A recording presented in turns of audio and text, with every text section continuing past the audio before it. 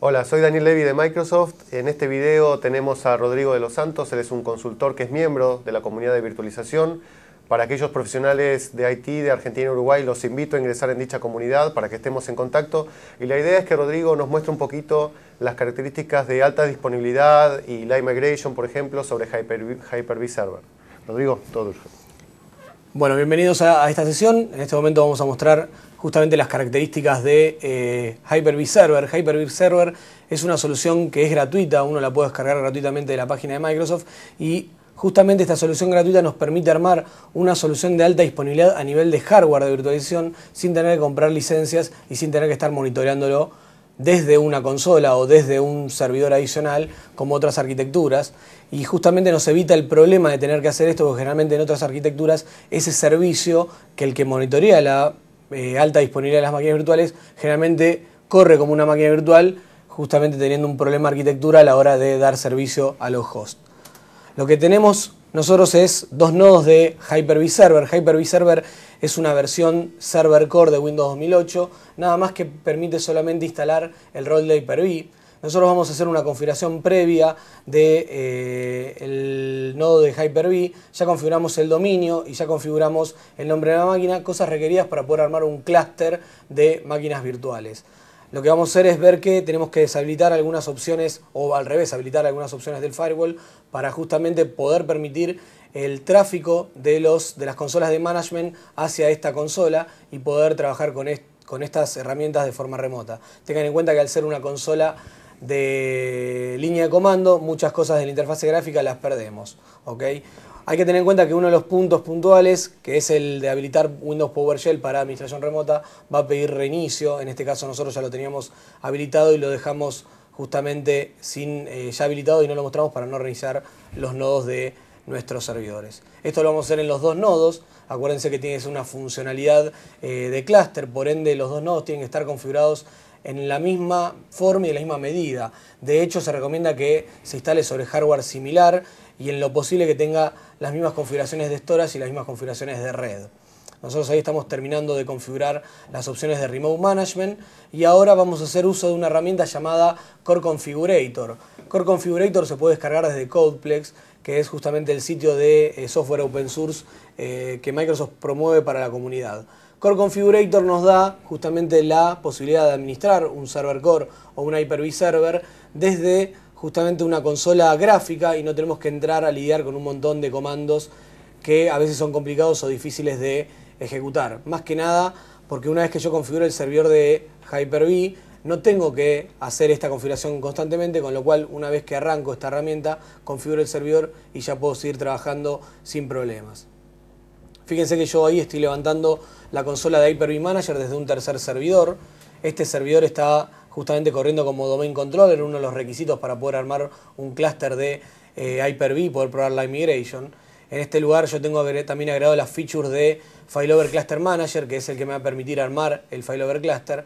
Y bueno, todas estas herramientas las puedo utilizar desde una tercer consola, ya sea un Windows 7 o un 2008 R2, y agregando estas features puedo administrar remotamente esos servidores. Yo lo que voy a hacer es conectarme a esos servidores de forma remota. Voy a agregar los dos nodos para justamente ver cuáles son los nodos que tengo configurados y qué máquinas virtuales tengo funcionando en cada uno de los nodos. De hecho, vamos a mostrar durante la migración de la migration que las máquinas aparecen y desaparecen de un nodo y aparecen en el otro. Justamente eso es lo que me permite dar movimiento de las máquinas virtuales, ¿okay?, entre un nodo y el otro. Uno de los requisitos importantes es que ambas redes que voy a publicar dentro de mi Hyper-V Server sean llamadas de la misma forma. Yo lo que estoy haciendo ahora es verificando en el Virtual Network Manager que las redes que tengo creadas en ambos nodos tengan el mismo nombre. Si yo tengo dos redes con nombres diferentes, la función de la migration va a fallar porque la máquina virtual, al ser creada, no encontrará la red definida en el nodo en donde se está migrando la máquina y por ende va a fallar justamente la conversión de conexión de switch. Ahora lo que vamos a definir justamente es las opciones de Core Configurator. Nosotros ahora tendríamos que configurar un storage compartido, una opción requerida para poder armar un clúster de máquinas virtuales, y lo que vamos a hacer con ese storage compartido es habilitarlo como Cluster Shared Volume. Puntualmente, el Cluster Shared Volume, que es un modo de storage que se agrega a partir de 2008 R2 permite manejar múltiples máquinas virtuales en la misma LUN y no tener que, para una operación de failover, desconectar la LUN de uno de los nodos para pasarla al otro. Esto nos permite dar una facilidad mucho más grande en la hora de poder hacer operaciones de line migration entre diferentes nodos sin tener que hacer un line migration o un quick migration de todas las máquinas que están en la LUN para pasarlas a otro nodo directamente. Yo lo que estoy ahí es ejecutando el Core Configurator, se inicia con un Windows Scripting Shell y lo que hace es levantarme una ventana, una interfase gráfica que me permite configurar el server core, lo cual nos simplifica mucho la administración de este servicio. Lo que vamos a hacer es configurar el storage, vamos a habilitar un iSCSI Target. Nosotros estamos utilizando en un laboratorio un Microsoft Software iSCSI Target. No es lo ideal para un trabajo de producción, pero nos sirve para probar la migration. Ahí lo que voy a poner es el Discovery Portal y a partir de ahí lo que voy a hacer es conectarme a uno de los targets que tengo disponibles. Los targets que tengo disponibles van a presentar diferentes LUNs. En este caso yo voy a tener que hacer esta operación en los dos nodos para poder ver todos los volúmenes que tengo mostrados. Ahí con autoconfigurar lo que hace es mostrarme todos los volúmenes que tengo disponibles en la LUN. Y lo que puedo hacer para validar que estoy viendo todos los volúmenes es con la herramienta Diskpart poder ver cuáles son los discos que tengo mostrados y cuáles son los discos que estoy presentando a través del iSCSI Target. Ahí veo que tengo varios discos. Puntualmente vamos a usar un disco de 1 GB para armar lo que es el clúster la arbitración de el clúster, y por otro lado tenemos un disco de 40 GB que vamos a utilizar para montar las máquinas virtuales en ese lugar. Vamos a hacer la misma operación en el otro de los nodos para que ambos estén configurados correctamente y vamos a iniciar el Core Configurator. Adicionalmente, mientras vamos configurando esto, les puedo mencionar que esta solución tiene soporte de multipath I/O, con lo cual podríamos armar caminos múltiples para acceder al storage y dar una alta disponibilidad contra la conexión de la solución. De esa manera podemos, ante un problema en alguno de los caminos, poder seguir trabajando con las máquinas virtuales sin tener una pérdida de conexión y sin que la máquina virtual se reinicie. Otra de las aclaraciones que tengo que hacer es que esto está dando soporte de alta disponibilidad a las máquinas virtuales que están corriendo en el nodo. Ante una caída de uno de los nodos, la máquina virtual, si bien no está altamente disponible a nivel de servicio, sí va a arrancar nuevamente en el otro nodo, dando servicio y soporte cuando termine de arrancar la máquina virtual. Para poder armar una solución de alta disponibilidad real, ya sea en esta plataforma como en cualquier otra plataforma de virtualización, yo tengo que armar una solución de alta disponibilidad dentro de la máquina virtual. Esto implicaría armar un clúster entre máquinas virtuales, porque ahí yo estoy dando alta disponibilidad del servicio. Esto es interesante tenerlo en cuenta porque si no, estoy armando justamente una solución de alta disponibilidad y después me preguntan por qué cuando un nodo se cae la máquina virtual arranca nuevamente. Porque justamente la alta disponibilidad se da a nivel de la máquina virtual y del sistema operativo, pero no del servicio que está corriendo en ella. Para eso tenemos que evaluar la solución del software que estamos corriendo y utilizar algunas features, como puede ser Exchange 2010, lo que es el Database Availability Group, o bien armar un clúster en alguna otra funcionalidad para dar disponibilidad en cuanto a la aplicación. Nosotros ya terminamos de configurar nuestros Hyper-V servers y lo que vamos a hacer ahora es armar el clúster de Hyper-V. Para ello vamos a ir a la consola de Failover Cluster, vamos a agregar un nuevo clúster, vamos a crear un nuevo clúster y vamos a iniciar el asistente. Lo que hacemos ahora es agregar los dos nodos. Este asistente tiene una funcionalidad que se llama Cluster Validation, que lo que nos permite es evaluar todos los nodos que estoy corriendo en el clúster para verificar que todos cumplen con la política de soporte de Microsoft. Puntualmente también nos ayuda a validar de que corramos con las mismas versiones de firmware entre los equipos y que las controladoras de storage estén configuradas correctamente y vean los discos que voy a presentar. Nosotros, obviamente, por un tema de laboratorio, no vamos a validar el clúster, pero es recomendable que ustedes los hagan cuando ejecuten esta función para encontrar errores y solucionarlos antes de salir con el clúster en producción. Nosotros lo que vamos a hacer es marcar la opción de no y vamos a continuar con la configuración. Uno de los requisitos que tiene un clúster para operar es que al crearse el clúster se crea un grupo justamente de alta disponibilidad del nombre del clúster, creando un objeto en Active Directory, y lo que nos va a pedir es una dirección IP en donde yo voy a poder contactar y administrar ese clúster desde esa dirección IP. ese nombre se va a crear en Active Directory, por ende tengo que tener privilegios para poder crear ese nombre o tener la cuenta precreada en Active Directory para poder unirlo al dominio cuando lo esté creando. Ahí lo que voy a hacer es poner una dirección IP de la interfase que voy a tener para ver el clúster y luego voy a finalizar el asistente. Mientras tanto, lo que hace es crear justamente la cuenta, agregar y configurar el servicio de clúster en los dos nodos y empezar a funcionar como una operación de clúster en conjunto.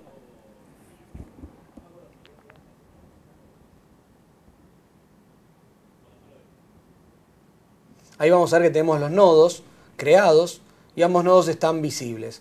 Como esto es un laboratorio, nosotros solamente tenemos una interfase de red, pero es recomendable tener como mínimo 5 interfaces de red para un clúster de Live Migration, en la medida que yo tenga justamente una interfase para management de cada nodo y una interfase para Live Migration y conexión con iSCSI.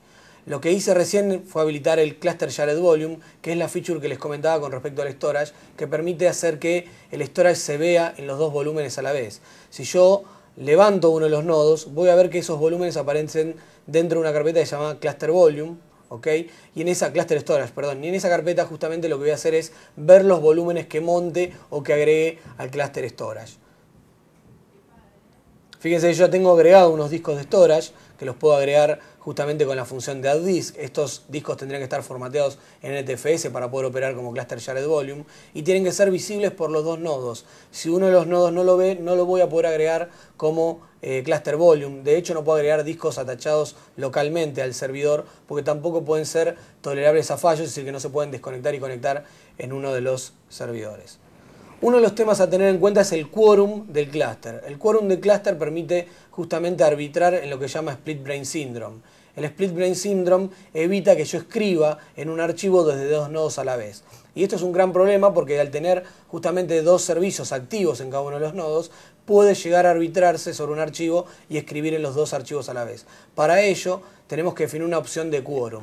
La opción de quórum nos permite dar un voto a los diferentes componentes del clúster. Y el voto justamente lo que permite es alcanzar el quórum, que es la mitad más uno de votos para que el clúster funcione. Si yo tengo un quórum que no llega a la mitad más uno, el clúster se apaga y no da servicio, ¿ok?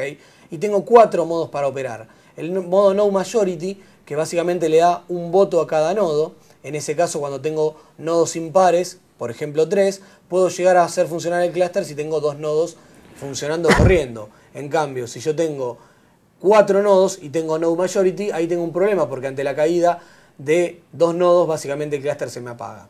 Por ende, cuando yo tengo un clúster con nodos pares, me conviene justamente ir a la opción de Node and Disk Majority o Node and File Share Majority.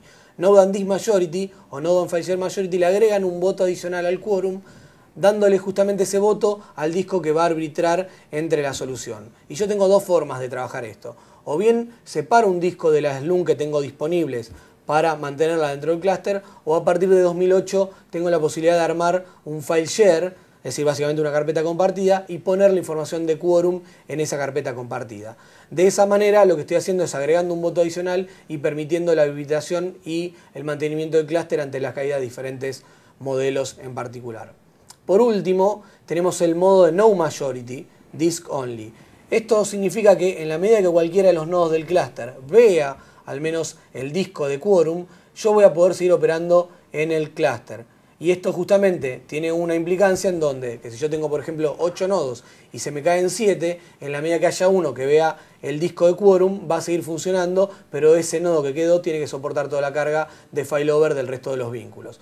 Este modo se utilizaba cuando hacíamos clúster en 2003 y 2000 y no es recomendable justamente porque le agrega solamente la carga o la disponibilidad al disco de quórum. Si yo pierdo la visibilidad del disco de quórum en cualquiera de los nodos, es decir que los nodos dejan de ver este disco de quórum, el clúster se apaga y quizás yo los nodos los tengo prendidos y están funcionando. Entonces le agrega un único punto de falla a una solución que tendría que ser alta disponible en la mayoría de sus componentes. Entonces, teniendo en cuenta esta solución y dependiendo justamente de la cantidad de nodos o la forma o la topología que yo quiera armar con respecto al clúster que estoy configurando, voy a elegir entre uno y otro de las opciones.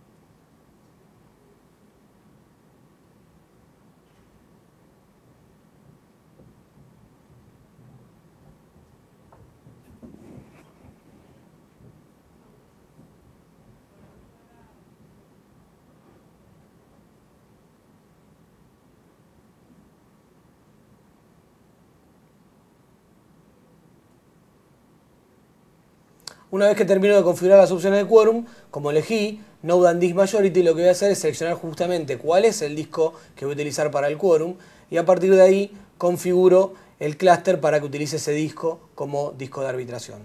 Si yo veo justamente, ahí tengo el storage, yo puedo agregar un disco desde acá, en este momento no tengo ninguno disponible para poder agregar, si tuviese que agregar discos adicionales, y lo que voy a hacer ahora es convertir el disco de 40 GB como disco de Cluster Shared Volume. Para poder armar justamente que este disco como disco compartido entre los dos nodos, tendría que pararme sobre el branch Cluster Shared Volume y agregarlo desde ese lugar.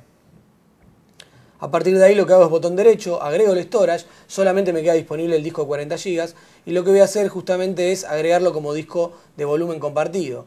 Si yo voy a los nodos de Hyper-V Server voy a ver que este volumen aparece en ambos lugares, ¿okay? Con la misma carpeta y la misma configuración. Justamente esta funcionalidad nos permite dar una solución de Live Migration mucho más óptima sin tener que esperar la desconexión del disco y la conexión del disco en el otro nodo y dándonos justamente una posibilidad de que esto sea más rápido y sin pérdida de paquetes del lado del cliente. Fíjense que yo si hago un dir, es decir, listo las carpetas que tengo, voy a ver que aparece una carpeta llamada Volume 1 en ambos nodos a la vez. De hecho, yo voy a crear un archivo de texto para que justamente vean que dentro de Volume 1 lo que estoy haciendo es viendo la misma información. Yo ya copié en este volumen un archivo VHD con una base de Windows 2008 justamente para poder trabajar con una solución real y dar una funcionalidad de Live Migration directamente desde este lugar. Fíjense que ahí hago un hecho, básicamente que era un archivo de texto, ese archivo de texto aparece en los dos nodos. Ese es un requerimiento para que la migration funcione como corresponde.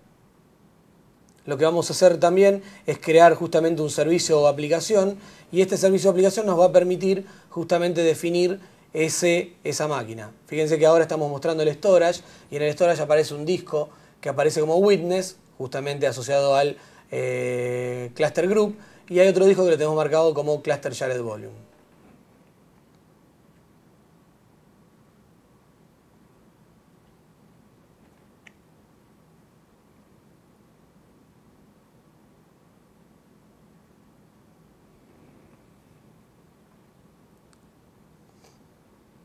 Fíjense que esa información aparece en el Cluster Shared Volume, pero no tenemos servicios y aplicaciones corriendo en este momento. Por ende, lo que vamos a hacer es crear la máquina virtual y desde justamente la administración de clúster voy a definir que voy a crear la máquina virtual en alguno de los nodos. En este caso elijo el nodo 1. Voy a poner un nombre a la máquina virtual en particular. Es obligatorio que la máquina virtual esté almacenada en el Cluster Shared Volume. Fíjense que por default aparece en la carpeta Program Data, que es la configuración por default de Hyper-V. Yo podría configurar en las opciones de Hyper-V que las máquinas virtuales se creen automáticamente en ese lugar. ¿Okay? Yo podría crear una nueva carpeta en particular o bien tirar directamente la máquina virtual en esa carpeta, creándome en el wizard y no en este lugar justamente la carpeta. Voy a seleccionar justamente la carpeta Volume 1 y voy a crear la carpeta de la máquina virtual con el asistente. La carpeta que se crear es BMTest. A partir de ahí lo que voy a hacer es justamente configurar que levante el storage, el VHD que yo tengo levantado. Justamente ahí está la opción en donde podemos configurar que el Cluster Shared Volume sea definido en la carpeta de Cluster Storage y a partir de ahí crear todas las máquinas directamente con alta disponibilidad y sin problemas para trabajar.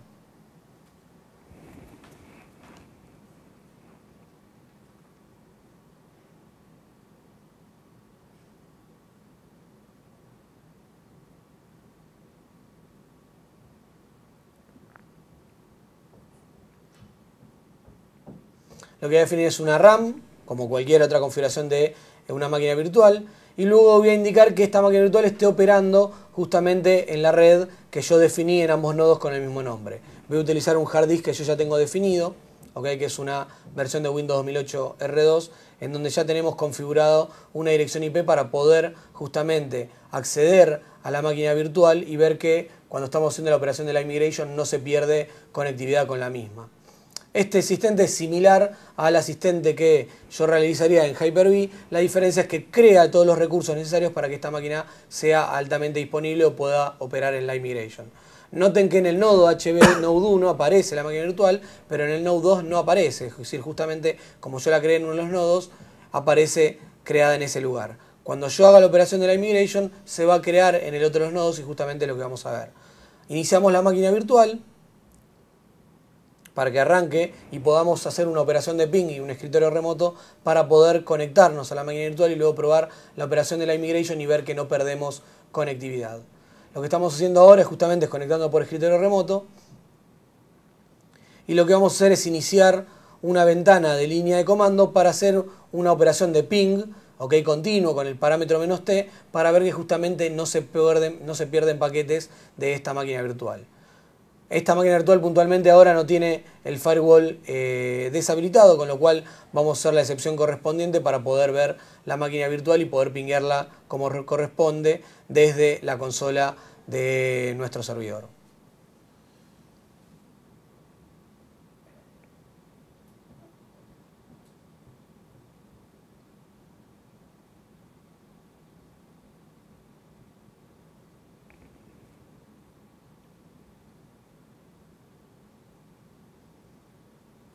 Ahí estamos configurando las opciones del firewall. Obviamente esto es un piloto, con lo cual directamente vamos a deshabilitar las opciones de firewall. Esto obviamente que en producción no deberían hacerlo, porque justamente la idea es que haya un firewall que nos proteja de los puertos que estamos levantando. Vemos que el ping ahí es exitoso. Vamos a volver a correr el comando con el parámetro "-t" para hacer un ping continuo y ver justamente la latencia y la pérdida de paquetes que vamos a tener entre la operación de la migration.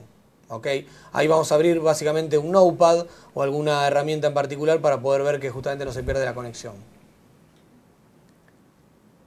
Fíjense que esto, la máquina del nodo 1, lo que vamos a hacer es con botón derecho hacer una opción de la migration y vamos a hacer la opción de la migration al nodo que nos resta. Si tuviesen más de un nodo para hacer la migration, nos aparecerían todos los nodos que puedo realizar la operación de la migration.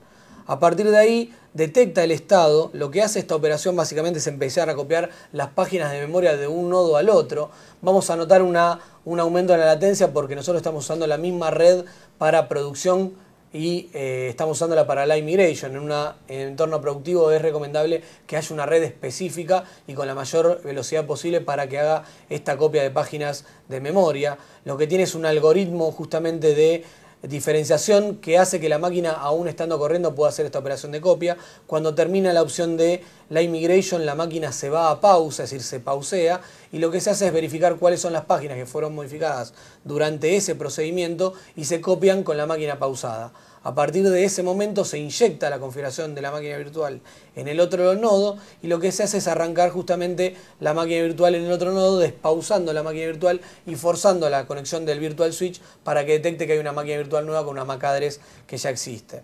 Entonces, durante ese trabajo, esa operación, ustedes van a ver que no se pierde no más de un paquete y cualquier herramienta que soporte justamente un estado de conexión como TCP o trabaje con un UDP no va a tener una pérdida significante de conexión y no va a haber una reconexión del cliente ni una pérdida de frames en cuanto a el envío de un tráfico UDP.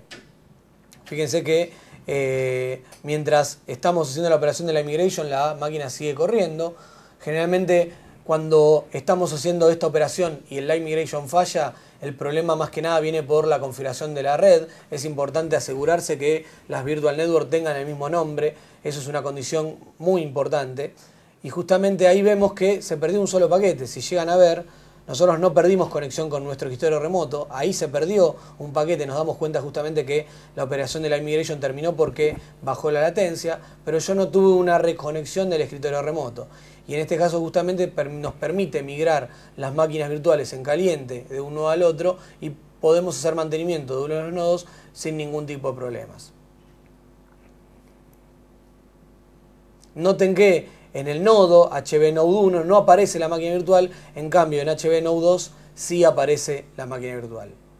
Con esta demostración pudimos ver cómo opera la migration en un entorno laboratorio para poder dar mantenimiento y poder dar una solución de disponibilidad para hacer migraciones en caliente de nodos con Hyper-V Server, que es una solución gratuita y no requiere costos de licenciamiento adicional con respecto a las soluciones de la competencia.